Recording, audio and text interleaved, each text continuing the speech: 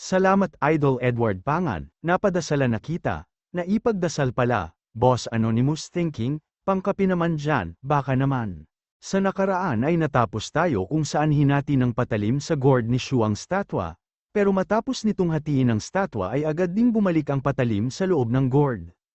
Nagwawala nga si Shu dahil inaasahan niya na may magandang mangyayari matapos itong maabsorb ng patalim, pero hindi at nais lang daw pala ng patalim na hatiin ang statwang ito. Sinabi pa ni Shu na bakit hindi na lang ito hinati agad ng patalim at bakit kinailangan niya pa itong bilhin muna bago hatiin ito. Samantala habang tinitignan naman ni Xiaoyu ang statwa ay napansin niya ang kakaibang espiritu mula dito at sinabi kay Shu. Pero sinabi lang naman ni Shu na dahil kaya sa espiritong yan kaya ito gustong hatiin ng patalim, kasunod nito ay naalala ni Shu ang tungko sa isang kwento mula sa Chinese novel. Sa kwentong ito ay nakasaad ang pagtapo ng isang cultivator sa kanyang patalim dahil hindi niya ito maasahan sa labanan, at kung iisipin daw ang kwento ay maaring ito din ang dahilan kung bakit nahiwalay ang patalim sa gourd dahil inakala ng huling nagmamay-ari nito na walang kwenta ang patalim kaya tinapo na lang. Tumalikod na nga lang si Xiaoyu at sinabing ang sandata ay simbolo ng may-ari o tulad ng may-ari kaya naman pakiramdam ni Shu ay minamaliit siya ni Xiaoyu. Habang naglalakad nga si Xiaoyu ay may naramdaman ito sa ilalim ng lupa, isang Earth-type awakened na cultivator na galit nga si Xiaoyu dito dahil sinisilipan siya nito. Sinabi din ni Xiaoyu na ayos lang kung dadaan lang ito sa ilalim ng lupa pero ang busohan siya ay hindi niya pwedeng palagpasin. Habang nag-enjoy nga ang lalaki sa kanyang nakikita ay lumabas si Anthony sa kanyang tabi. Nagulat nga siya nang makita niya si Anthony at sinabing isang B-rank Earth-type awakened si Anthony. Habang pinapalapit nga siya nito ay sinabi niya na mauna na si Anthony at tinawag pa itong master. Pero ginamit ni Anthony ang abilidad niya at binalot ito ng buhangin at ginawang bola kaya napaisip ito kung ano ang kasalanan niya. Nag-travel nga si Anthony sa ilalim ng lupa habang hinihila ito at ang iba pang nakita niya sa ilalim ng lupa ay binalot niya din ng buhangin. Nagpatuloy nga sa paghunt si Anthony sa mga awakened na nasa ilalim ng lupa. Habang si Shu ay nagtataka dahil may mga pumapasok na puntos ng negative emotion sa kanya ay dinala naman ni Anthony ang mga ito sa isang tunnel, dito ay iniisip ng mga ito kung dual element ba si Anthony dahil nasa spirit form ito. Pero ang ipinagtataka nila ay kung bakit nakatakip ang kanyang mukha pero wala naman siyang saplot kaya napagkamalan pa itong many Okis. Pero ilang sandali pa ay nilapitan ni Anthony ang mga ito at inumpisahang ipasok ang mga kamay niya sa loob ng hugis bola na buhangin kaya naman iniisip ng mga ito kung bakla ba si Anthony dahil sigurado daw na mauubos ang kanilang lakas dito. Patuloy pa din ang pagpasok ng negative emotion kay Shu, habang iniipon naman ni Anthony ang mga pera na nakuha niya mula sa cultivator na ito. Matapos niyang makuha ang pera nila ay sinabi nito na ilang araw na kayong padaan-daan sa ilalim ng lupa, kaya naman daw ang nakuha niyang pera mula sa kanila ay magsisilbing insurance at toll fee. Naalala nga ni Xiaoyu na mayroong masarap na kainan malapit sa kanilang lugar pero mahal umano ang mga pagkain dito, at dahil nagmula sa pagod ni Shu ang binibigay niyang pera kay Xiaoyu ay nais niya itong tipidin at kailangan niyang kumita ng sarili niyang pera upang may libre ng masarap na pagkain si Shu. Natatawa din ito habang binibilang ni Anthony ang pera na nakuha nila sa mga cultivator na ito sabay sabi pa na kaya daw pala nag-enjoy si Shu na kumita ng pera dahil ang sarap manggulpi ng mga mahihinang nilalang. Matapos ng bilangin ni Anthony ang pera nila ay sinabi nito na hindi niya naman kinukuha ito ng libre lang, sinabi din nito na sigurado siyang papasok ang mga ito sa ruin. Pero bago pa man matapos si Anthony sa kanyang sinasabi ay halatang masaya na ang mga makong dahil inaasahan nilang tuturuan siya nito ng mga Earth-type skill o kung paano sila magiging B-rank ng mabilis. Pero sinabi lang ni Anthony na ipagdarasal niya ang kaligtasan nila kaya naman nadismaya ang mga ito, habang si Shu ay nagtataka sa patuloy ng pagpasok ng negative emotion sa kanya kaya naman pinuntahan niya si Xiaoyu at tinanong kung pinawalan ba nito si Anthony. Pero sinabi lang naman ni Xiaoyu na huwag mag-alala si Shu dahil naayon lahat sa kanyang plano kasunod nito ay dumating na din si Anthony. At inilabas ang pera na nakuha nito sa mga cultivators kaya naman napatanong si Shu kung ilang tao ba ang pinagnakawan ni Anthony, pero sinabi naman ni Xiaoyu na nais niyang ilibre si Shu sa masarap na kainan kaya napaisip si Shu at sinabing hindi naman gagawa ng masama si Xiaoyu kung walang dahilan kaya pababayaan niya na lang daw ito na gawin ang gusto niyang gawin. Kinabukasan habang tinitignan ni Shu ang golden water niya ay naisip niya ang isang sinaunang kwento patungkol sa tatlong divine water kaya naman daw mula ngayon ay divine water na ang itatawag niya dito. Sinubukan ngang ipasok ni Shu ang daliri niya dito pero natatakot ito dahil iniisip na baka matuno ang daliri niya tulad sa mga spiritual tools. Hindi niya inaasahan ang nangyari dahil hindi siya napinsala ng divine water niya kaya naman naisip niya si Anthony nang makalaban niya ito at maaari din daw niyang gawing armor ang divine water. Iniisip nga ni Shu na pagpatungin ng star armor niya at divine water kaya naman agad niya itong binigyan ng espada upang absorbahin at umaasa na lumaki pa lalo ang divine water niya hanggang sa kayanan nitong balutin ang buong katawan ni Shu. Naisip nga niyang tawagan si Master upang ipalit ang 25 blessed stone nito at 11 na spiritual na dahon sa 45 spiritual tools na sira. Sinabi naman ni Master na dadalhin niya agad ang mga ito. Ilang sandali nga lang ang nakalipas ay dumating na si Master, kaya naman mabilis na bumangon at bumaba si Shu upang salubungin ito at nagniningning pa nga ang kanyang mga mata. Mabilis na lumapit si Shu kay Master Este sa sako ng mga spiritual tools pala. Dinala agad ito sa loob ng kanilang safe house at dito ay sinabi ni Master na ang mga sirang spiritual tools na ito ay hindi na kayang ayusin at wala umanong nagnanay sa mga ito liban na lang sa mga cultivator na gustong pag-aralan ang ancient forging methods. Kaya tinanong ni Master kung ano ang gagawin ni Shu sa mga ito, pero kung ayaw naman daw sabihin ni Shu ay ayos lang. Pero nagulat ito nang sabihin ni Shu kung nabalitaan ba niya ang pagpatay ni Nieting sa isang B-rank na water-type awaken. Agad-agad tinanong ni Master kung nakuha ba niya ang sandata nito dahil nabalitaan niya daw na pinapakain ito ng top-level na spiritual tool ng dating may-ari. Dagdag pa ni Master ay matinding sandata ito kaya wag niyang hahayaan na masira o makuha ng iba. Wika naman ni Shu ay hindi masilan sa pagkain ng kanyang divine water dahil kahit sirang spiritual tool ay kinakain ito. Sabay naisip pa ni Shu na pakainin ito ng mga blessed lakes pag-uwi nila ni Xiaoyu. Hinagis nga ni Shu ang mga sirang spiritual energy sabay inutusan niya ang divine water upang kainin at absorbahin ang lahat ng ito. Hanggang sa ilang sandali pa ay tuluyan ang natunaw sa loob nito ang mga spiritual tools kaya naman tinawag ito ni Shu at binalot niya ang buo niyang katawan ng divine water, sabay sinabing maari niya itong magamit bilang armor pagpasok niya ng ruin, kaya naman tinanong ni Master kung bakit tila natatakot si Shu na mamatay. Sinabi pa ni Master na para itong spacesuit kaya maaari na siyang magtungo sa buwan gamit ito. Pero sinabi lang naman ni Shu na gagamitin niya ang divine water bilang sandata at armor na din dahil kung iisipin daw, pag may umatake sa kanya gamit ang spiritual tools ay agad-agad itong matutunaw at ma-absorb ng divine water pag tumama ito sa kanya at sigurado daw na sisikat siya at tatawaging spiritual tool killer. Natahimik na nga lang si Master sa taba ng utak ni Shu. Pero nagulat ang dalawa dahil tinunaw din ng divine water niya ang sahig na tinatapakan niya kaya naman nakalubog na ang paa nito. Sinabi nga ni Master na madami umanong sirang spiritual tool sa Fonts Gang, pero dahil hindi naman niya pagmamay-ari ang Fonts Gang ay hindi niya maibibigay ang mga ito kay Shu. Pero basta mayroon daw ipapalit si Shu ay sisiguraduhin niyang ibibigay ng Fonts Gang ang mga sirang spiritual tool sa pinakamababang halaga. Kaya naman nagsisisi si Shu dahil hindi niya agad sinabi kay Master ang tungkol dito.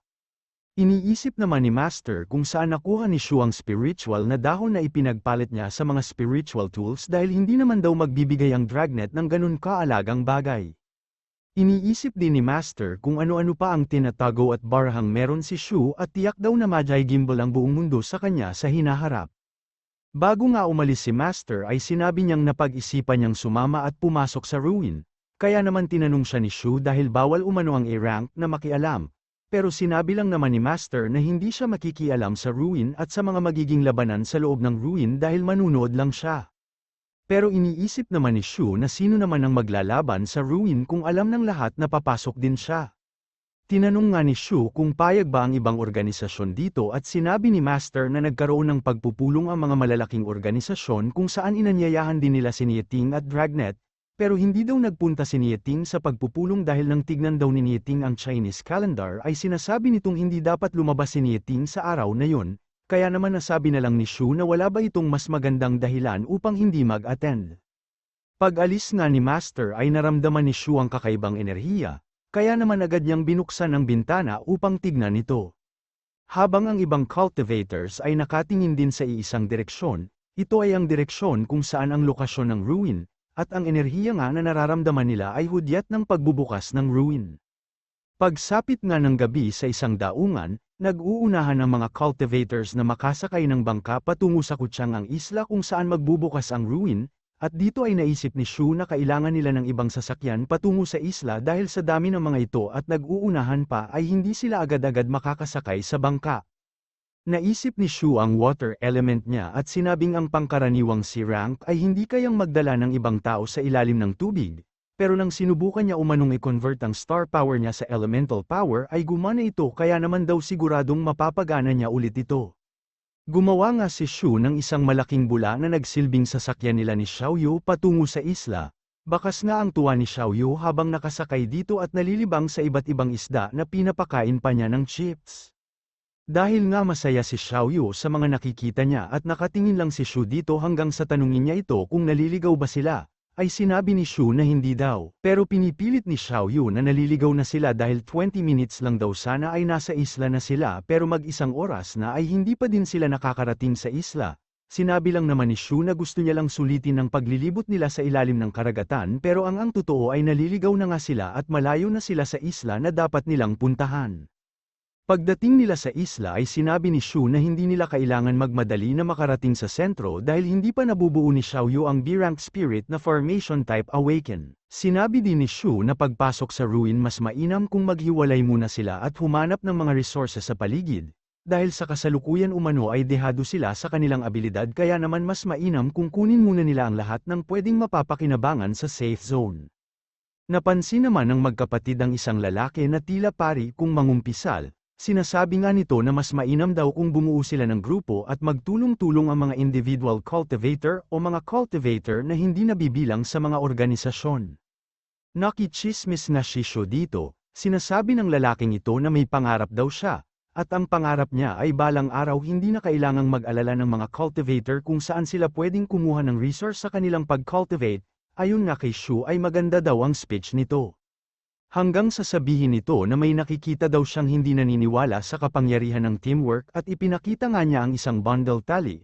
Sinabi nito na ang isang bundle ng taling ito ay madali lang mapuputol kung nag-iisa lang kaya naman iniisip ni Shu kung brainwash ba ang ginagawa nito.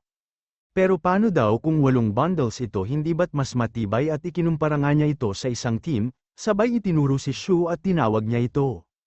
Iniisip lang naman ni Shu na nagpakahirap ito sa speech niya at halata namang gusto niyang makabuo ng grupo pero ayos lang daw kaya kung masisira ang lahat ng ito nang dahil sa kanya.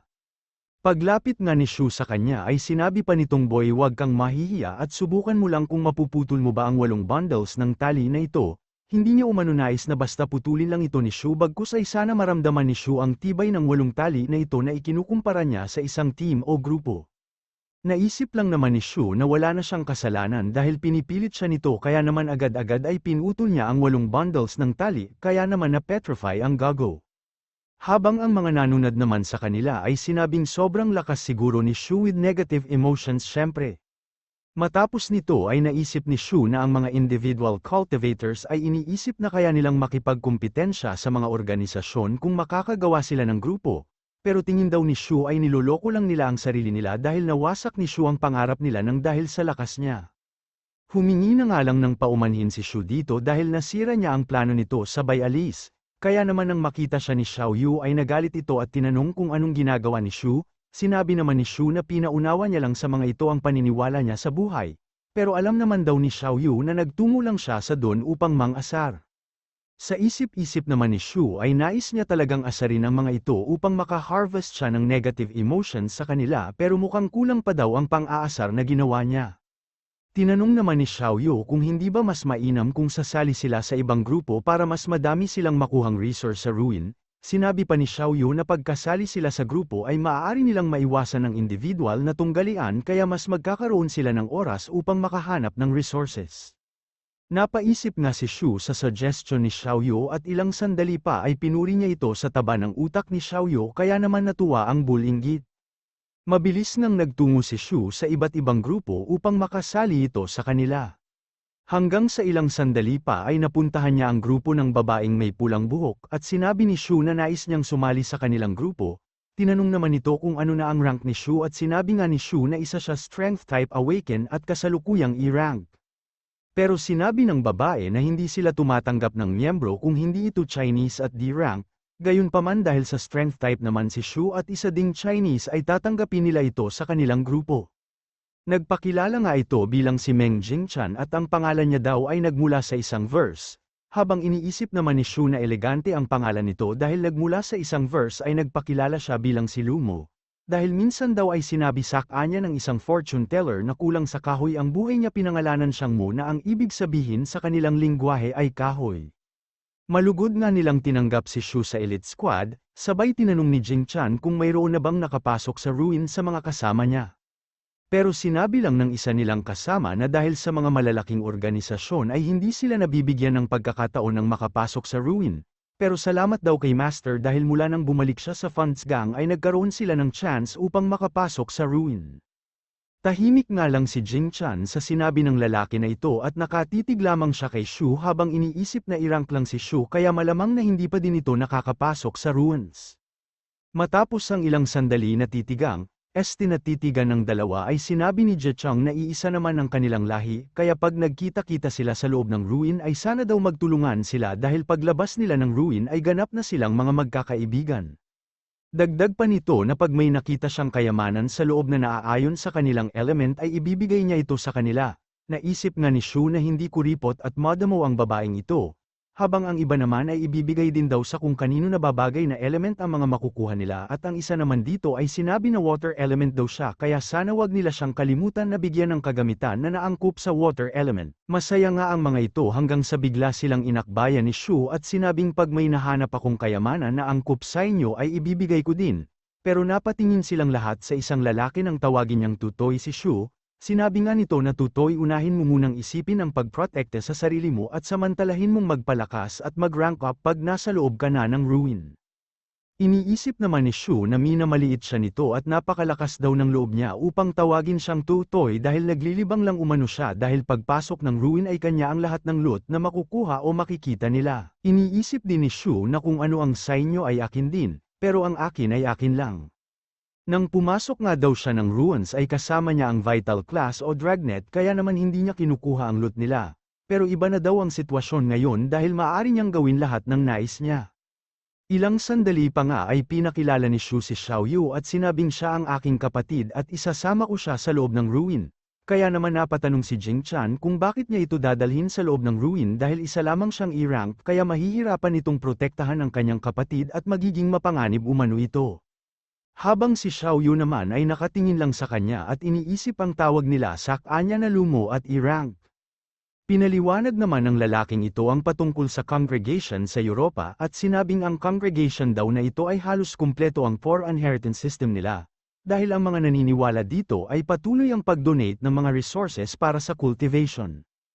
Ang dating Supreme Sacred Congregation daw sa Romana at Universal Inquisition o Universal na Pagsisiyasat na mas kilala ngayong bilang CDF ay ang nangungunang organisasyon sa Europa. Malakas daw ang organisasyon na ito pero sa kasalukuyan ay kulang sila sa tao. Meron din daw mga kakaibang organisasyon tulad ng Immortals, at di tulad nila na nakukuha ang abilidad pag na-awaken, dahil ang mga miyembro daw ng organisasyong ito ay nakukuha ang abilidad mula sa Ancient Gods. Sa North America naman umano ay ang Forever Bird ang nangungunang organisasyon kung saan ang lahat ng miyembro nito ay awaken, hindi man daw nila namamana ang kapangyarihan tulad sa Immortals pero may paraan daw ang mga ito upang gisingin ang natatago nilang abilidad. Sa Timog Asia naman daw ay ang organisasyon ng Kur-Ara ang nangunguna kung saan mayroon daw power inheritance system ang mga ito. Pero nang magbukas ang Mangshan Ruin sa kanilang bansa ay malaki ang naging pinsala at madami ang miyembro nilang namatay kaya naman nag-recover pa daw ang mga ito. Sinabi din nito na may mga ibang malalakas pang organisasyon sa Egypt at Middle East, pero silang mga Chinese umano ay kailangan nilang pagtuunan ng pansin ng organisasyon Kamisyo mula sa Silangang Asia. Dahil ang organisasyong ito ay lantarang kinakalaban sila kaya naman daw pag nakita nila ang mga ito sa ruin ay labanan lang nila ang mga ito kung sigurado silang mananalo sila pero kung hindi ay mas mainam kung tumakbo na lamang sila. Nang mabanggit nga ang organisasyong Kamisyo ay sinabi ni Shu na dahil nandito din sila ay kailangan niyang bigyan ng mainit-init na pagtanggap ang mga ito. Hanggang sa mapansin niya si Ye Xiao sa isang lifeboat na siksikan, nagmamadali nga itong tumakbo patungo kay Shu. Pero para hindi siya mabisto ay sinalubong siya ni Shu ay nagpakilala bilang si Lumo isang strength type awaken at i-rank, kaya naman napatigil si Ye Xiao at iniisip kung bakit kailangang itago ni Shu ang abilidad at pagkatao niya. Napatingin nga si Ye Xiao sa mga kasamahan ni Shu at minabuti nitong magpakilala bilang si Li Duff ang isang F-rank kaya naman hindi makapaniwala si Shu dito. Nilapitan nga siya ni Jing Chan at sinabing hindi sila tumatanggap ng F-rank sa kanilang grupo. Muli ngang napaisip si Ye Xiao at sinabi niya na sa totoo lang D-rank ako. Pero muli humingi lang ng paumanhin si Jing Chan sa kanya at sinabing hindi nito kailangang magsinungaling patungkol sa kanyang rank at tanging D-rank lang ang tinatanggap nila. Nagkaroon lang daw ng exception kay Shu dahil isa siyang strength type awaken. Sinabihan nga siya ni Shu na ba't di na lang niya ipakita ang lakas niya kung totoong D-rank nga siya. Kaya naman ipapakita nga daw ni Ye Xiao ang lakas ng strength type awaken na D-rank. Sinuntok nga ni Ye Xiao ang lupa gamit ang kanyang abilidad kung saan natulala at namangha ang mga ito at habang sinasabi ni Ye Xiao na isa nga siyang D-rank ay nakatitig lang sa kanya si Jing Chan. Ilang sandali pa ay sinabi na nitong maari siyang sumali sa kanilang grupo, habang si Shu naman ay iniisip kung hindi ba ito napansin ng ibang tao pero sigurado daw siya na alam ni Meng Jingchan na tinatago ni Ye Xiao ang lakas niya pero hindi niya ito binanggit sa iba. Kaya naman sigurado si Shu na nais at kailangan ni Jingchan ang tulong ni Ye Xiao sa loob ng ruin.